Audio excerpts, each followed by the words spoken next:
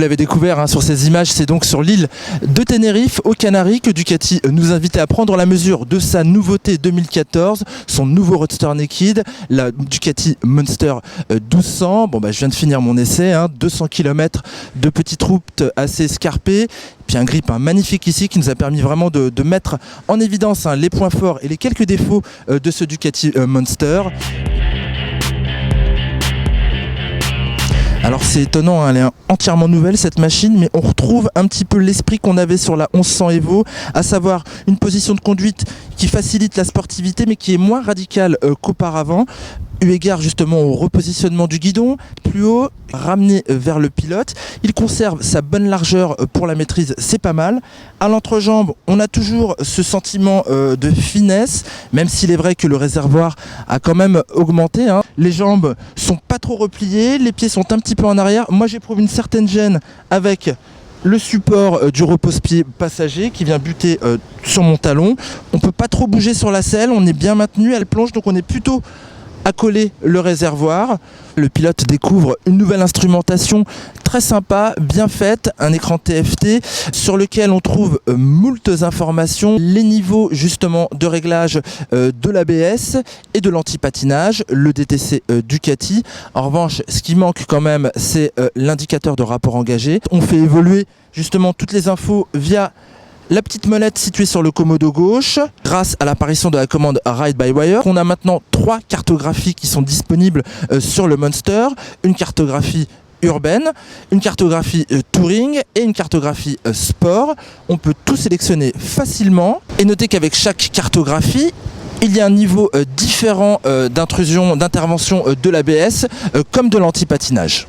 Bon, et ce moteur issu de la 1198, puis décliné sur la Multistrada, la Diavel et maintenant sur le Monster. En puissance pure, il fait beaucoup moins que toutes les motos précédemment citées. Là, on est à 145 chevaux sur la version S, 135 chevaux pour la version standard. Alors bien évidemment, pour en tirer toute la sève, on s'est quand même calé sur le mode sport la plupart de la journée et on se rend compte que finalement ce moteur, il a un petit peu du mal à descendre sous les 3000 tours minute. Là il cogne, il est assez désagréable.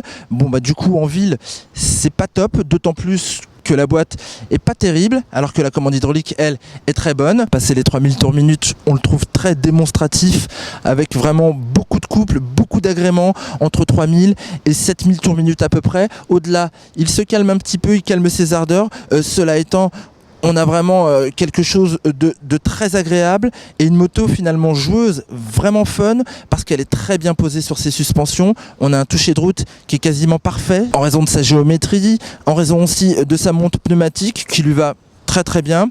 Côté freinage, ça freine très fort de l'avant. À l'arrière, il faudrait que Ducati revoie un petit peu sa copie parce que le frein est très dur. Après, pour ce qui est de ses qualités dynamiques, c'est une moto très facile à placer, très agile malgré le pneumatique de 190 mm à l'arrière. Elle est très facile à emmener d'un virage à l'autre. On freine fort, on se cale sur l'axe et elle balance facilement en courbe. Elle s'inscrit très aisément.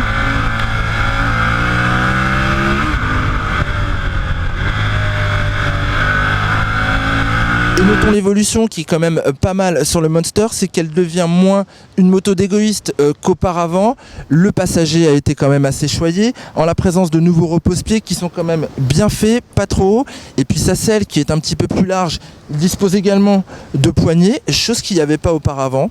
Donc ici à Tenerife, on a roulé la version S de la Ducati Monster avec tous les beaux équipements que sont la fourche Öhlins, l'amortisseur Öhlins, les étriers Brembo monobloc dernier cri, très mordant sur des disques de Superbike. Pour la version standard, vous trouverez une fourche Kayaba à l'avant, un amortisseur Zax à l'arrière et également un système de freinage un petit peu moins mordant avec des disques légèrement plus petits, des étriers toujours Brembo monobloc. La version standard s'aborde au tarif de 13 490 €, comptez 15 990 € pour le haut de gamme S.